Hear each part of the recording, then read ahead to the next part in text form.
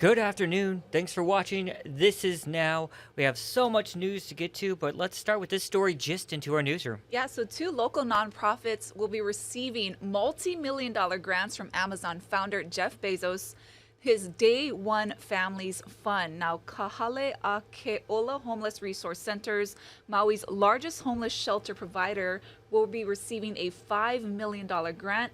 And new at noon, here's some reaction from Family Promise of Hawaii, which will be receiving $2.5 million. This is the largest private grant in our organization's history, and it's going to make a big impact in the state's fight to end family homelessness. You know, we believe at Family Promise that family homelessness is one of the most urgent social challenges in the state, and that every child should have a home. An estimated 1 in 30 young children in Hawaii experience homelessness annually. That's according to the latest federal data. And over 3,200 Hawaii public school students experienced homelessness last year. That's according to the state's data. Both nonprofits that are receiving this money have served thousands of families experiencing homelessness. My name is Funin Fritz. I never get to tell them this, but this means a lot, what they've done. I think Family Promise is not just a program. It's a God-sent blessing to families like mine. At today's news briefing, both Governor-elect Josh Green and Mayor Rick Blangiardi were on hand to explain their plans for dealing with homelessness. Fundamentally, it's too expensive to live in Hawaii if you're in the middle class, can't find a home. So we need to build a lot of housing.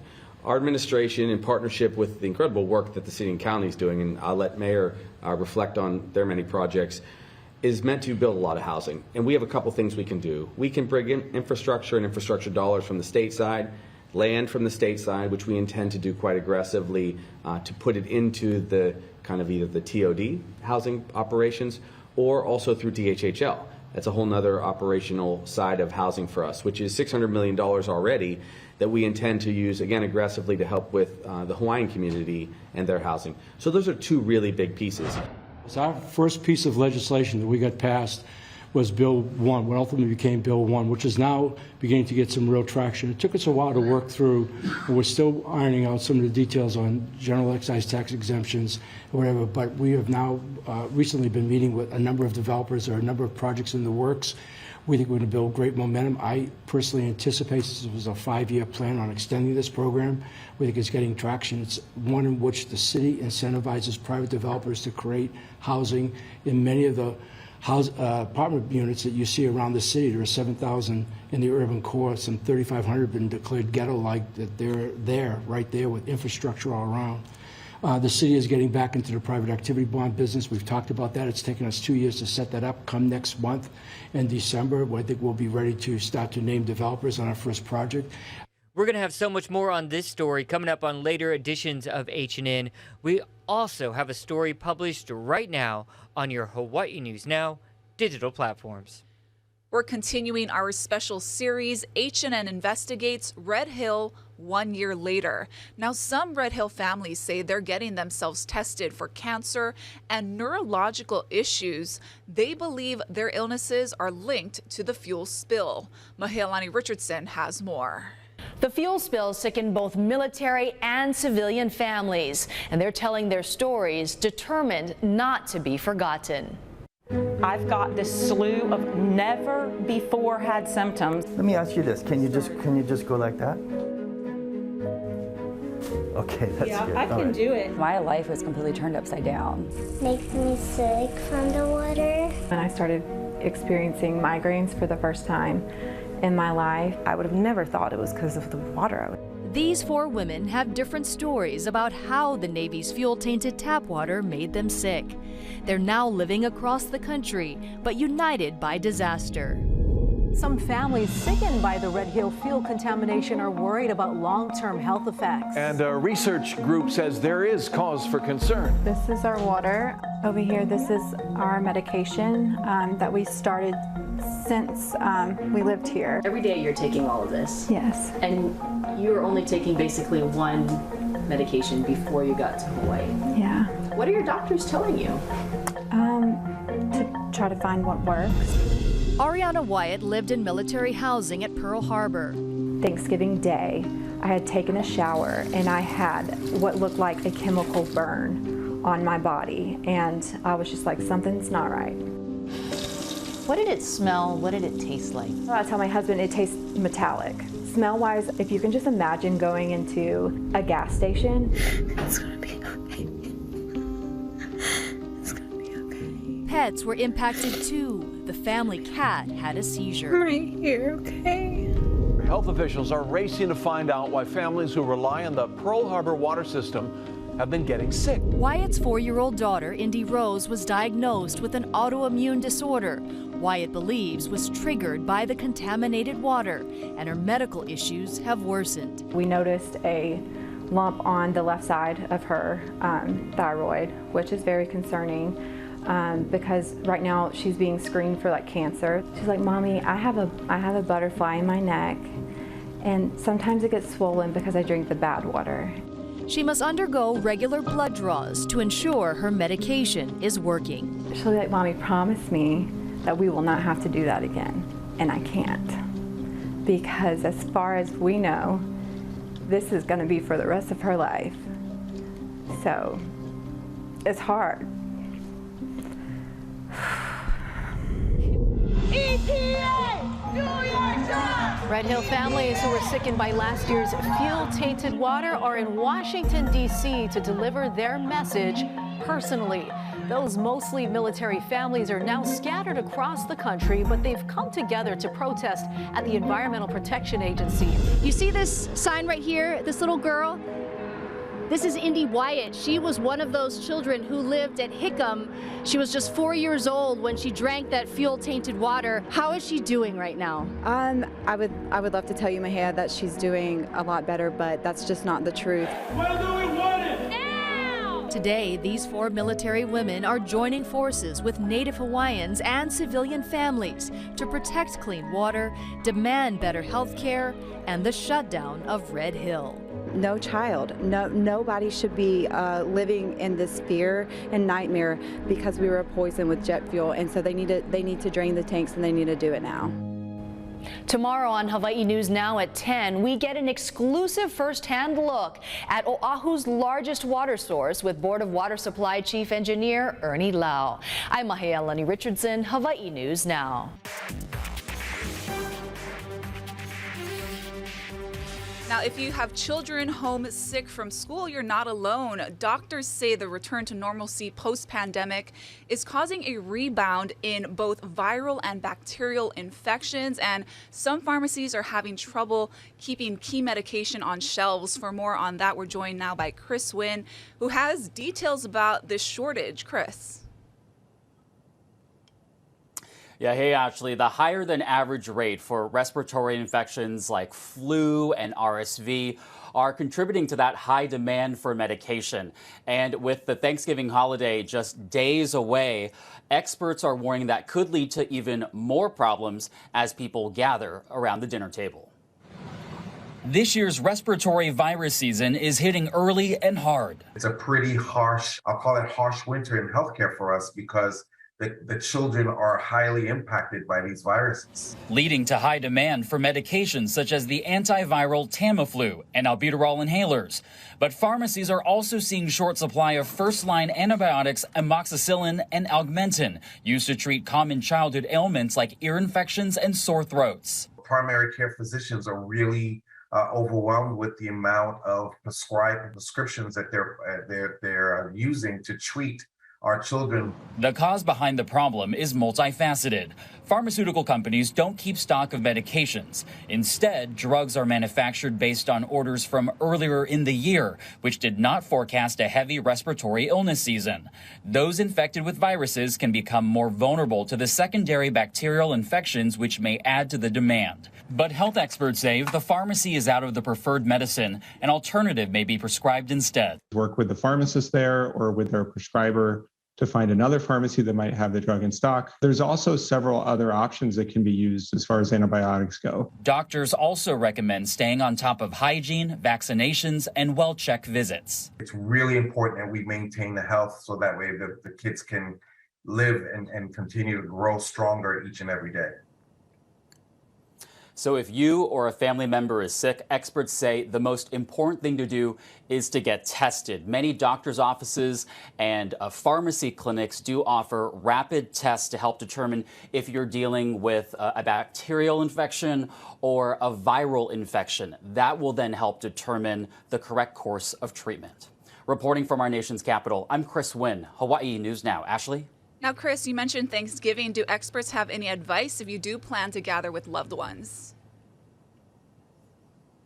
Yeah, I know this is going to sound very basic, but really the best way to stay safe is to be transparent with your friends and family about how you're feeling. Be honest with yourself, be honest with others, and experts say that if you haven't gotten your COVID shot or flu shot yet, to do so as soon as possible so that can help you as we head into December. Ashley? All right, Chris Wynn joining us from our nation's capital this afternoon. Appreciate you, Chris. Thank you. Well, it is expected to be a very busy Thanksgiving holiday weekend, and everyone's hoping to avoid that travel trouble we saw over the summer. Here's what Transportation Secretary Pete Buttigieg had to say. Definitely more confident than what I saw this summer. There is a gap to close, though, before we have a system that I'm going to believe is fully resilient for some of the shocks that can hit air travel any given day. Thank you for flying United. The FAA says today is expected to be the busiest day as it will be monitoring roughly 48,000 scheduled flights. United tells us it's moving about 500,000 customers a day right now. It's even seeing a bump in last-minute bookings, meaning people are just now deciding they want to travel for Thanksgiving. All right, the reviews are in. Figgy pudding spam. Yahoo calling it the holiday dish of the year. Now the Washington Post saying it's a hot dog fruitcake you should run away from. So we're gonna get H&N's opinion right now. We got our lineup of taste testers right here. First off, guys, your reaction to the aroma we're getting. I don't mind it. Yeah. It's holiday-ish, festive-y. Yeah, there's a citrus scent in the air mixed with the seared pork, so I think that pairs well initially. It's also light, but not overpowering. Not something you want for your Glade plug-in, that's for sure. But Ashley, real quick, what's figgy pudding, please? So figgy pudding is basically, it's British. It's a steamed cake. Traditionally, it was made with like a meat fat, but it has lots of spices, some orange, fig. Yeah. It only makes sense to merge the two, really, really. All right, let's do this taste test, starting with Mark, who is prepared with a wash. I just don't know how this is gonna go, right? Just have it, all right. I'll take a quarter piece with a nice sear right here. Let's go.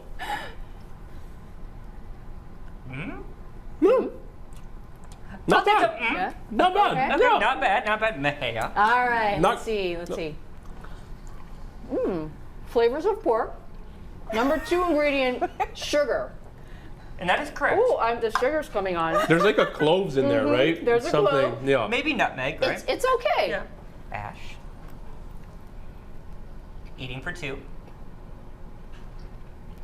Oh, the foodie in the group has an interesting opinion. Yeah. Very strong on citrus. Yeah. Really? You're getting the orange notes? Yes, okay. definitely. Beef jerky. Teriyaki-ish. Okay. Not bad. I don't hate it. Yeah. That's honestly my third piece of the day. As I go along, I'm not liking it as much. Initially, I thought not so bad. I would never eat that with a musubi, though. No. I was gonna say, like, would you commit to a whole slice? Like, because we can eat it like this. There's all sorts of recipes you can find on Spam's website. If raw or just whole is not doing it for you, there's a number of things you can check out right there. You can also have it as part of your charcuterie board right Which here. I think is a good idea in small pieces. That's the suggestion to go with. Small pieces. Well, I guys, wouldn't pay $7 a can for it either. that's the thing. I got this from Walmart, $14 for a 2-pack.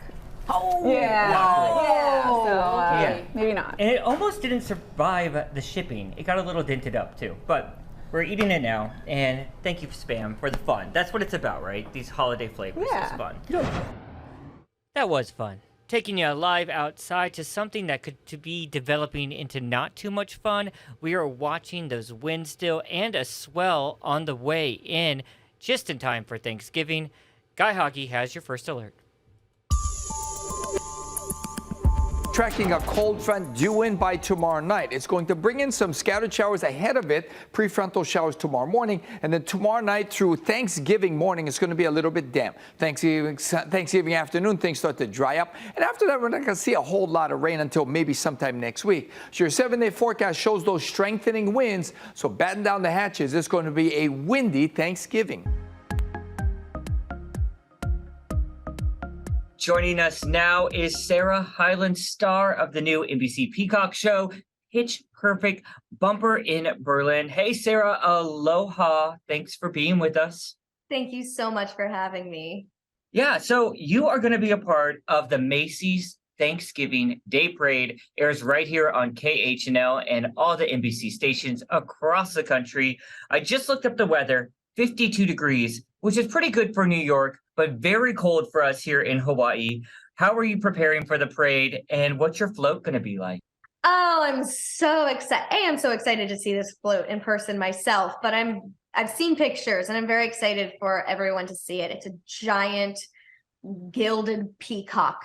And I love peacocks. They're beautiful and such a fancy bird. We get to be able to sing on a giant peacock. Like, who gets to say that? It's so ridiculous and weird and awesome. So what other stars are taking part in this year's parade that you know of? I don't even know. It's been such a whirlwind. I'm just really excited to be able to hopefully watch the Broadway musical numbers. That was my favorite part, not only growing up, but to this day. I'm such a Broadway geek, so I love that. And then obviously Santa. Oh yeah, the big star of the whole thing. I have been a very long time, Macy's Thanksgiving Day Parade watcher, and it really sets the mood of the whole day and really the whole season for me. I don't know if you feel the same way. What's your Thanksgiving tradition? Has it always been a part of it, watching? Oh, the Macy's Thanksgiving Day Parade has been in my life since before I can remember. I'm from New York, so it's such a massive deal here, along with everyone else. So we would always wake up. My mom would make a quiche, throw the turkey in the oven or brine it, or what. I don't make turkey, but she would do that. We'd turn on the parade and just have like hot cocoa or hot apple cider and just have a really fun, cuddly, cozy morning in New York with it just being right uptown. So that's always been so fun, and I've kept it alive. That tradition alive within my family that I am making right now. So I'm just honored to be able to be a part of it this year. For its 96th year. It's insane. That's incredible. Real quickly, last question. Tell us about your new show, Pitch Perfect Bumper in Berlin. So Pitch Perfect Bumper in Berlin follows Adam Devine's character Bumper from the Pitch Perfect films on his quest to become a star in Berlin, Germany. And he meets some amazing, fun weirdos along the way, myself included. We have Flula, who plays Peter Kramer from the second film, in it. And it's a lot of fun. We have amazing music, amazing musical numbers and choreography. And at the end of the day, it's a heartfelt show where you have all of these people in like different journeys in their life coming together and helping each other through friendship. And I think it's a perfect show to watch during the holidays with your family. Really, we're releasing all of the episodes at once, so you can binge watch Pitch Perfect Bumper Berlin while you binge eat your food. I will check it out. Sarah, thank you so much for spending time with this weirdo here at This Is Now, and have an amazing Macy's Thanksgiving Day parade. Aloha. Thank you so much. Aloha. What a sweetheart. Yeah, no, she's great. Yeah. And I didn't know, like, she could sing. Yeah, apparently Pitch Perfect, you got to. All right, so she was worried about cooking, but you can always try figgy pudding spam if you're worried about it. It wasn't that bad. It wasn't. It really wasn't. Yeah. It was sort of as expected for me. Yeah, I mean, they've had a lot of flavors come out, and that definitely was not one of the worst ones. Yeah, so try it out if you can get your hands on it and you want to spend the $14 for a 2-pack. All right, this goes good with spam and salty things, beer. So here's the update on this situation. Qatar, that last-minute decision to ban alcohol at the World Cup Stadium has left Budweiser with a whole lot of extra beer. You can see that here in their social media post. But the company came up with a very innovative way to get rid of it all. Budweiser tweeted that it will ship the unsold beers to the winning country, USA, come on, and will host an ultimate championship celebration for them. That's a great way to get rid of it. Budweiser's dilemma, of course, began last week, just a few days before the World Cup was set to begin, and Qatar announced that the World Cup stadiums couldn't sell alcohol, of course, because alcohol has very strict restrictions there in that country. And so fans were left with the option to only have non-alcoholic Bud Zero at the game. So we'll have to see who wins and gets the big party. Okay, so I'm going to have you play this video because I want to see it. Because apparently, it's a freeze frame. So blink and scientists might have missed it. So this is a black-naped pheasant pigeon. If you've never heard of it, not surprising because the last one has not been seen since 1882. So an expedition team of international scientists spent a month in Papua New Guinea trying to locate the bird with the help of local experts. Just 2 days before they were set to leave, ta-da! In a moment, 140 years in the making, a camera spotted the bird in Ferguson Island. I want to freeze it here just in a second so we get a better look at this. It's, for not being seen in a while, I hadn't seen this video yet either. I'm so glad they did spot it, but I was expecting something more exotic. But it's sort of pigeon meets chickenish for our podcast listeners. It's a brownish color, little black tail action there. Pheasant looking maybe. Yeah. Little pigeon face. Well, I'm glad it's still around though. Yes. Yeah, I'm very glad it's still around. So it's not even Thanksgiving yet, but in Germany, check this out. The Christmas festivities are well underway and the markets are decorated. I love it. So this market in Dortmund has the honor of hosting the world's largest Christmas tree. At 147 feet tall, it took 4 weeks to decorate the tree with ornaments and 48,000 LED lights. Now, the lights will be limited to 8 hours a day to conserve energy. Very green. Nice. A 13-foot, 441-pound angel is being used as the tree topper. Now, to put things into perspective, 147 feet tall. The one at Honolulu Hale is 55 feet. Okay. So it's pretty massive. We can beat them next year. We can do it. All right, guys, that's going to do it for This Is Now. Our extended stream is coming up in just minutes, around 12:30 on your H&N digital platforms. Speaking of trees, wanted to leave you with this. The White House Christmas tree arrived. Check it out.